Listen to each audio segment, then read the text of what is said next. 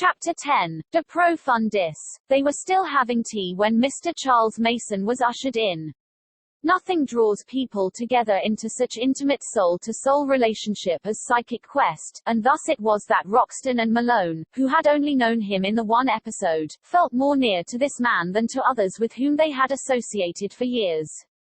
This close vital comradeship is one of the outstanding features of such communion.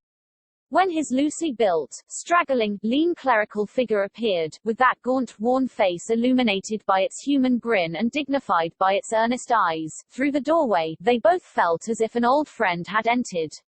His own greeting was equally cordial. Still exploring, he cried, as he shook them by the hand. "We will hope your new experiences will not be so nerve-wracking as our last." "By Jove, Padre," said Roxton. "I've worn out the brim of my hat taking it off to you since then." "Why, what did he do?" asked Mrs. Maylie. No, cried Mason. "I tried in my poor way to guide a darkened soul. Let us leave it at that. But that is exactly what we are here for now, and what these dear people do every week of their lives. It was from Mr. Maylie here that I learned how to attempt it." "Well, certainly we have plenty of practice," said Maylie. "You have seen enough of it, Mason, to know that." "But I can't get the focus of this at all," cried Malone. "Could you clear my mind a little on the point? I accept, for the moment, your hypothesis that we are surrounded by material earth-bound spirits who find themselves under strange conditions which they don't understand, and who want counsel and guidance. That more or less expresses it, does it not?" The Maylies both nodded their agreement. "Well, the dead friends and relatives are presumably on the other side and cognizant of the benighted condition. They know the truth. Could they not minister to the wants of these afflicted ones far better than we can?" "It is a most natural question," Maylie answered. "Of course we put that objection to them and we can only accept their answer. They appear to be actually anchored to the surface of this earth, too heavy and gross to rise. The others are, presumably, on a spiritual level and far separated from them. They explain that they are much nearer to us and that they are cognizant of us, but not of anything higher. Therefore it is we who can reach them best. There was one poor dear dark soul. My wife loves everybody and everything," Maylie explained. "She is capable of talking of the poor dear devil." "Well, surely they are to be pitied and loved," cried the lady. "This poor fellow was nursed along by us week by week. He had really come from the depths. Then one day he cried in rapture, 'My mother has come. My mother is here.' We naturally said, 'But why did she not come before?' 'How could she,' said he, 'when I was in so dark a place that she could not see me?' 'That's very well,' said Malone, 'but so far as I can follow your methods it is some guide or control or higher spirit who regulates the whole matter and brings the sufferer to you. If he can be cognizant, one would think other higher spirits could also be." "No, for it is his particular mission," said Maylie, "to show how marked the divisions are. I can remember one occasion when we had a dark soul here. Our own people came through and did not know he was there until we called their attention to it. When we said to the dark soul, 'Don't you see our friends beside you?' he answered, 'I can see a light but nothing else.'" At this point the conversation was interrupted by the arrival of Mr. John Turbane from Victoria Station, where his mundane duties lay. He was dressed now in civil garb and appeared as a pale, sad-faced, clean-shaven, plump-featured man with dreamy, thoughtful eyes, but no other indication of the remarkable uses to which he was put. "Have you my record?" was his first question. Mrs. Maylie, smiling, handed him an envelope. "We kept it all ready for you but you can read it at home. You see," she explained, "poor Mr. Turbane is in trance and knows nothing of the wonderful work of which he is the instrument, so after each sitting my husband and I draw up an account for him." "Very much astonished I am when I read it," said Turbane. "And very proud, I should think," added Mason. "Well, I don't know about that," Turbane answered humbly. "I don't see that the tool need to be proud because the worker happens to use it. Yet it is a privilege, of course." "Good old Turbane," said Maylie, laying his hand affectionately on the railwayman's shoulder. "The better the medium the more unselfish. That is my experience. The whole conception of a medium is one who gives himself up for the use of others, and that is incompatible with selfishness. Well, I suppose we had better get to work or Mr. Chang will scold us. Who is he? Asked Malone. Oh, you will soon make the acquaintance of Mr. Chang. We need not sit round the table. A semicircle round the fire does very well. Lights half down. That is all right. You'll make yourself comfortable, Turbane. Snuggle among the cushions. The medium was in the corner of a comfortable sofa, and had fallen at once into a doze. Both Maylie and Malone sat with notebooks upon their knees awaiting developments. They were not long in coming. Turbane suddenly sat up, his dreamy self transformed into a very alert and masterful individuality. A subtle change had passed over his ace. An ambiguous smile fluttered upon his lips, his eyes seemed more oblique and less open, his face projected. The two hands were thrust into the sleeves of his blue lounge jacket. Good evening, said he, speaking crisply and in short staccato sentences. New faces. Who these? Good evening, Chang, said the master of the house. You know Mr. Mason. This is Mr. Malone who studies our subject. This is Lord Roxton who has helped me today. As each name was mentioned, Turbane made a sweeping oriental gesture of greeting, bringing his hand down from his forehead. His whole bearing was superbly dignified and very different from the humble little man who had sat down a few minutes before.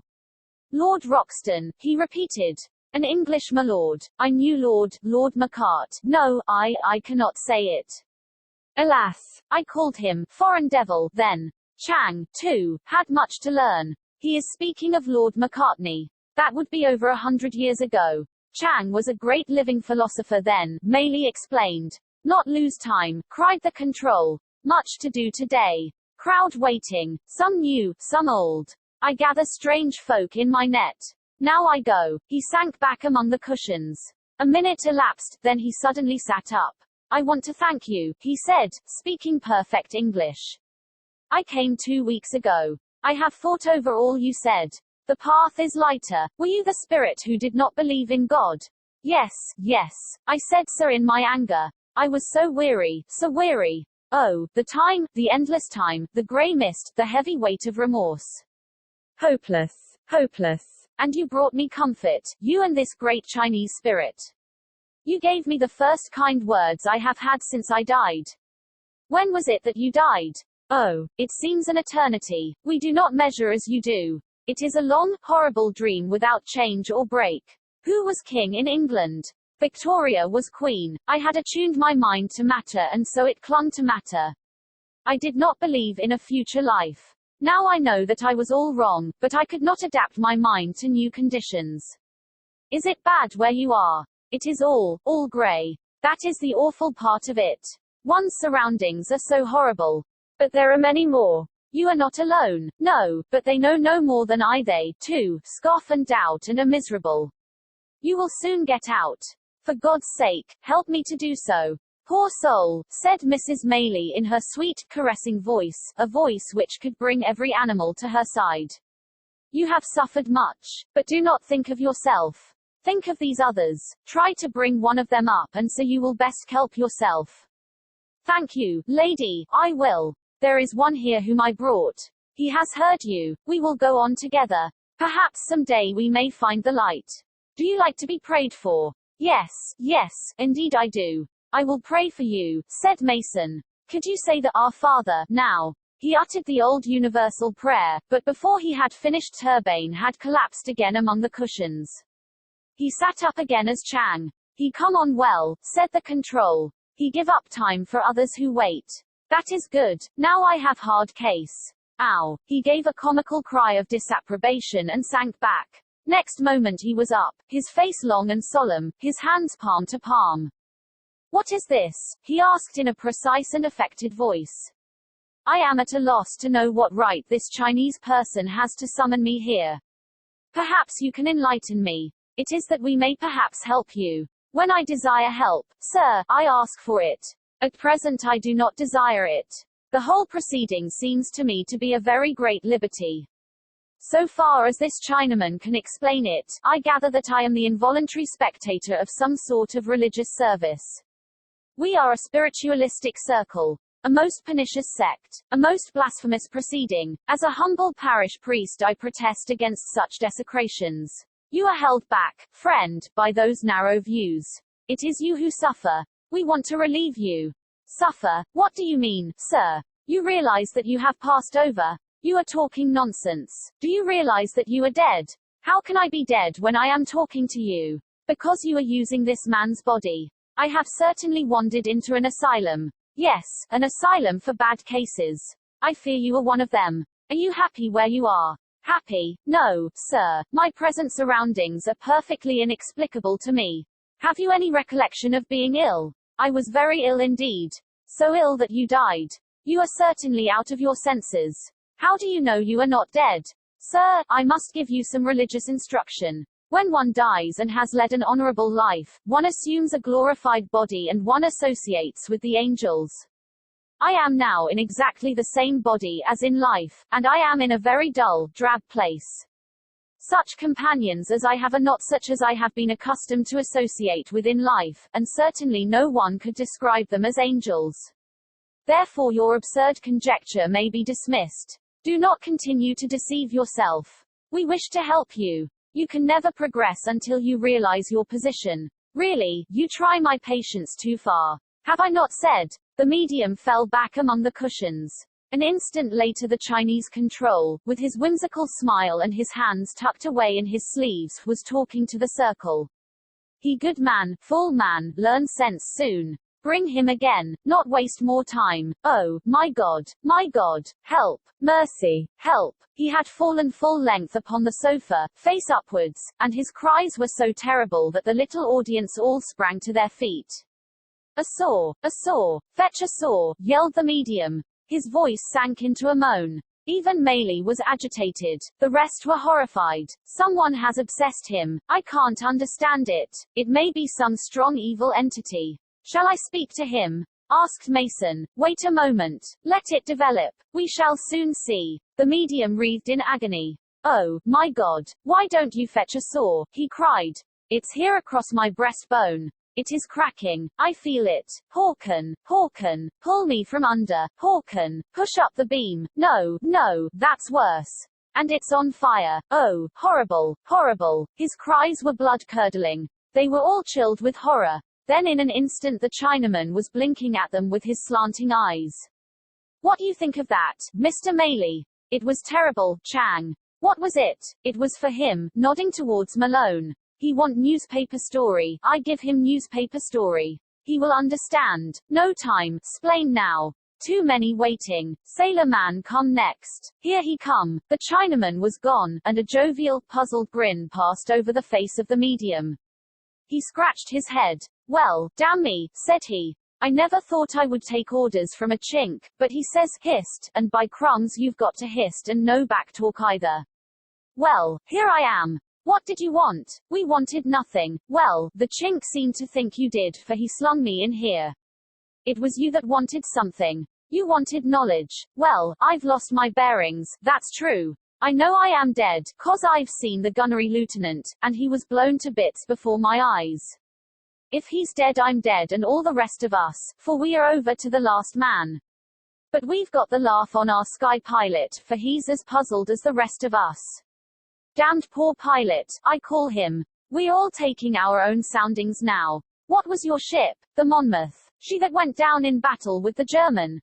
That's right. South American waters. It was clean hell. Yes, it was hell. There was a world of emotion in his voice. Well, he added more cheerfully, I've heard our mates got level with them later. That is so, sir, is it not? Yes, they all went to the bottom. We've seen nothing of them this side. Just as well, maybe. We don't forget nothing, but you must, said Maylie. That's what is the matter with you. That is why the Chinese control brought you through. We are here to teach you. Carry our message to your mates. Bless your heart, sir, they are all here behind me. Well, then, I tell you and them that the time for hard thoughts and worldly strife is over. Your faces are to be turned forward, not back. Leave this earth which still holds you by the ties of thought and let all your desire be to make yourself unselfish and worthy of a higher, more peaceful, more beautiful life. Can you understand? I hear you, sir. So do they. We want steering, sir, for, indeed, we've had wrong instructions, and we never expected to find ourselves cast away like this. We had heard of heaven and we had heard of hell, but this don't seem to fit in with either. But this Chinese gent says time is up, and we can report again next week. I thank you, sir, for self and company. I'll come again. There was silence. What an incredible conversation, gasped Malone. If I were to put down that man's sailor talk and slang as emanating from a world of spirits, what would the public say? Maley shrugged his shoulders. Does it matter what the public says? I started as a fairly sensitive person, and now a tank takes as much notice of small shot as I do of newspaper attacks. They honestly don't even interest me. Let us just stick fast to truth as near as we can get it, and leave all else to find its own level. I don't pretend to know much of these things, said Roxton, but what strikes me most is that these folk are very decent ordinary people. What? Why should they be wandering about in the dark, and hauled up here by this Chinaman when they've done no particular harm in life? It is the strong earth tie and the absence of any spiritual nexus in each case, Maley explained. Here is a clergyman with his mind entangled with formulas and ritual. Here is a materialist who has deliberately attuned himself to matter. Here is a seaman brooding over revengeful thoughts. They are there by the million. Where? Asked Malone. Here, Maley answered. Actually on the surface of the earth. Well, you saw it for yourself, I understand, when you went down to Dorsetshire.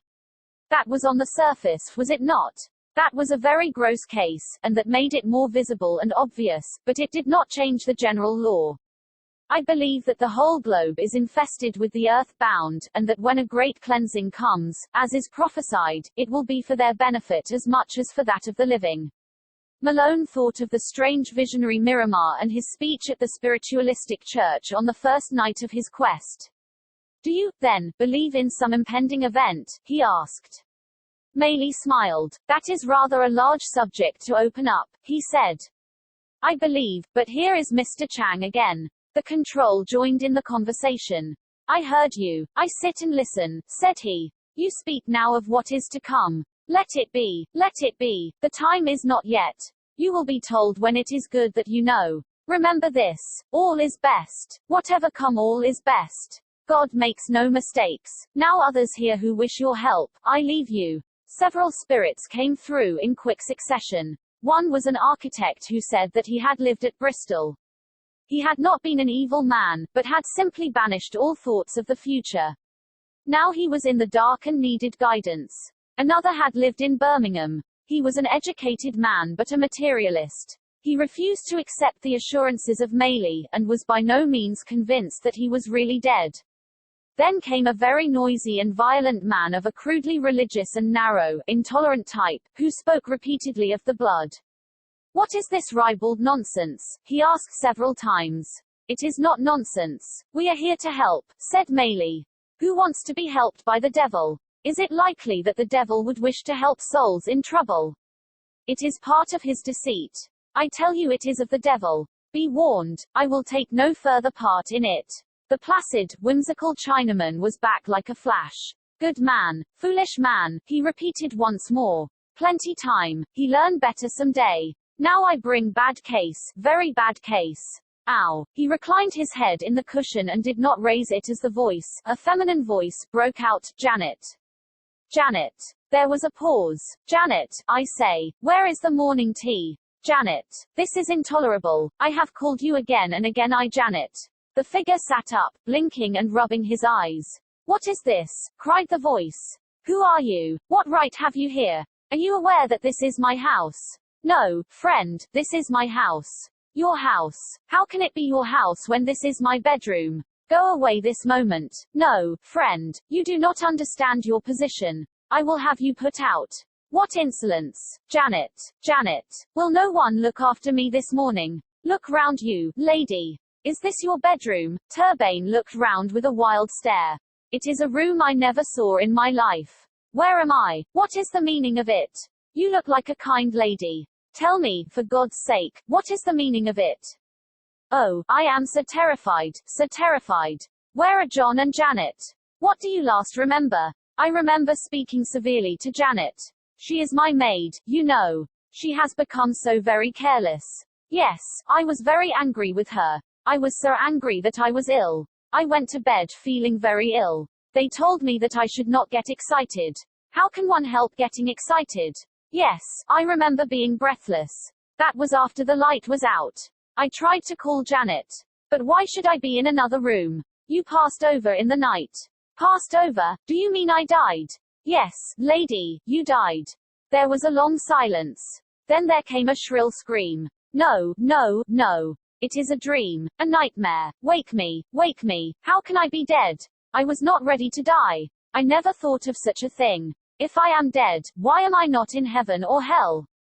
What is this room? This room is real room. Yes, lady, you have been brought here and allowed to use this man's body. A man. She convulsively felt the coat and passed her hand over the face. Yes, it is a man. Oh, I am dead. I am dead. What shall I do? You are here that we may explain to you. You have been, I judge, a worldly woman, a society woman. You have lived always for material things. I went to church. I was at St. Saviour's every Sunday. That is nothing. It is the inner daily life that counts. You were material. Now you are held down to the world. When you leave this man's body you will be in your own body once more and in your old surroundings. But no one will see you. You will remain there unable to show yourself. Your body of flesh will be buried. You will still persist the same as ever. What am I to do? Oh, what can I do? You will take what comes in a good spirit and understand that it is for your cleansing. We only clear ourselves of matter by suffering. All will be well. We will pray for you. Oh, do. I need it so. Oh my God. The voice trailed away. Yes. That's why you should be plenty careful when you do not know to whom you talk. Try the spirits. What sphere do you belong to, Chang? I come from number 4 sphere. Which is the first really happy sphere? Number 3, Summerland. Bible book called it the third heaven. Plenty sense in Bible book, but people do not understand. And the seventh heaven, that is where the Christs are. All come there at last, you, me, everybody. And after that. Too much question, Mr. Maley. Poor old Chang not know so much as that. Now goodbye, God bless you, I go. It was the end of the sitting of the rescue circle. A few minutes later Turbane was sitting up smiling and alert, but with no apparent recollection of anything which had occurred. He was pressed for time and lived afar, so that he had to make his departure, unpaid save by the blessing of those who he had helped. Modest little unvenal man, where will he stand when we all find our real places in the order of creation upon the further side? The circle did not break up at once. The visitors wanted to talk, and the Maleys to listen. What I mean, said Roxton, it's deuced interesting and all that, but there is a sort of variety show element in it. What? Difficult to be sure it's really real, if you take what I mean.